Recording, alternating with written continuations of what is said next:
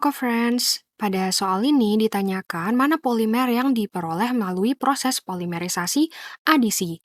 Nah, polimer itu sendiri merupakan gabungan dari unit-unit penyusunnya yang disebut dengan monomer.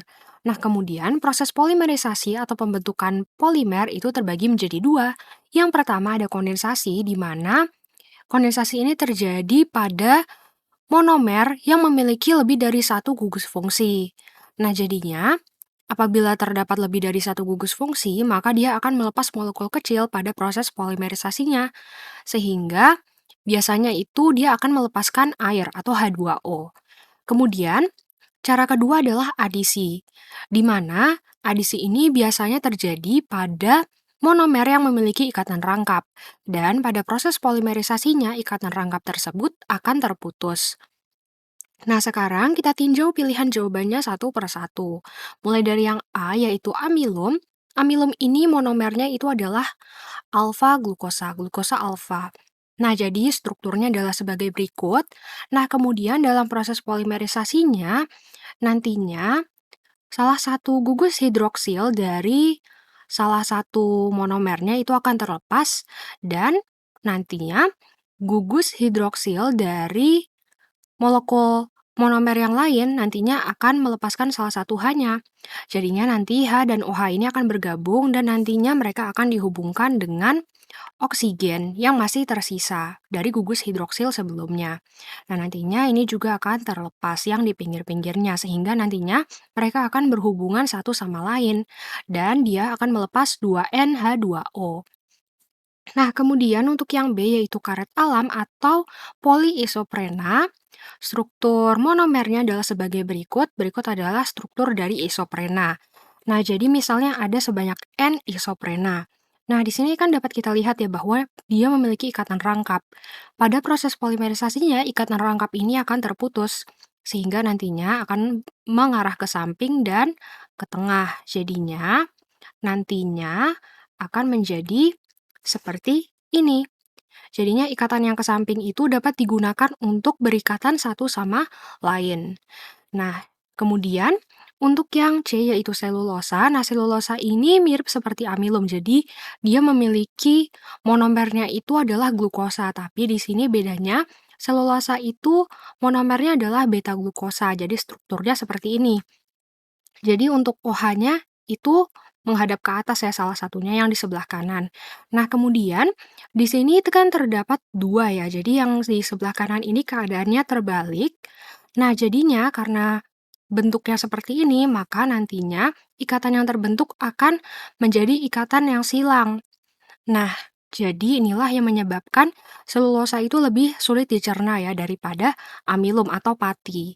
Nah, kemudian pada proses polimerisasinya sama seperti amilum, dia akan melepaskan 2NH2O.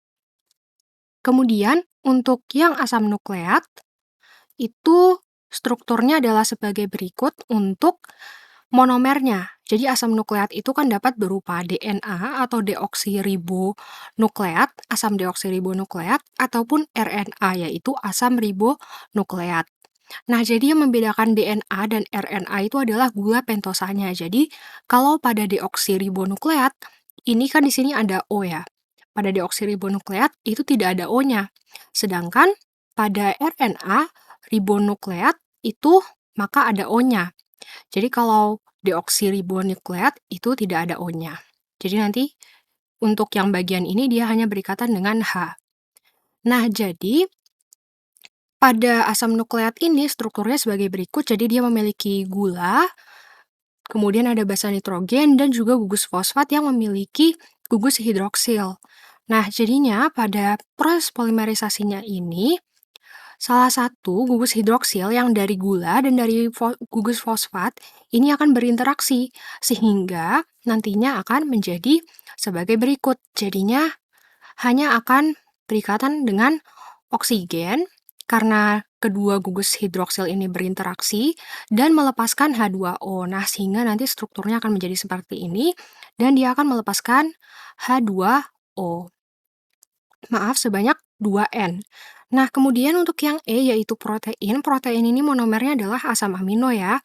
Asam amino itu strukturnya adalah sebagai berikut, jadi dapat kita lihat bahwa di sebelah kiri ada gugus karboksil atau COOH, kemudian dilanjutkan dengan dia berikatan dengan atom karbon, yang di tengah yang mengikat atom hidrogen, dan R. R ini merupakan gugus samping yang membedakan antara satu asam amino dengan asam amino yang lainnya. Nah, kemudian di N ini, di sebelah kanannya lagi itu ada gugus amina, yaitu NH2. Nah, jadi satu asam amino dengan yang lain ini, gugus karboksilnya itu akan melepas gugus hidroksil, dan gugus aminanya itu akan melepas salah satu hidrogennya. Sehingga gugus hidroksil dan hidrogen yang dilepaskan ini nantinya akan berinteraksi. Dan sehingga nanti akan berikatan antara atom karbon dari gugus atom karbon dari gugus karboksil dengan atom nitrogen dari gugus amina. Nah, kemudian setelah itu juga dihasilkan H2O sebanyak 2N. Nah, kemudian ikatan antara atom nitrogen dari gugus amina dan atom karbon dari gugus karboksil inilah yang disebut dengan ikatan peptida pada protein. Nah, selanjutnya kita lihat yang ditanyakan pada soal adalah yang melalui proses polimerisasi adisi. Nah, berarti kan ini yang melalui pemutusan ikatan rangkap. Nah, jadi jawaban yang tepat adalah yang B, yaitu karet alam atau poliisoprena. Sampai jumpa lagi di soal selanjutnya.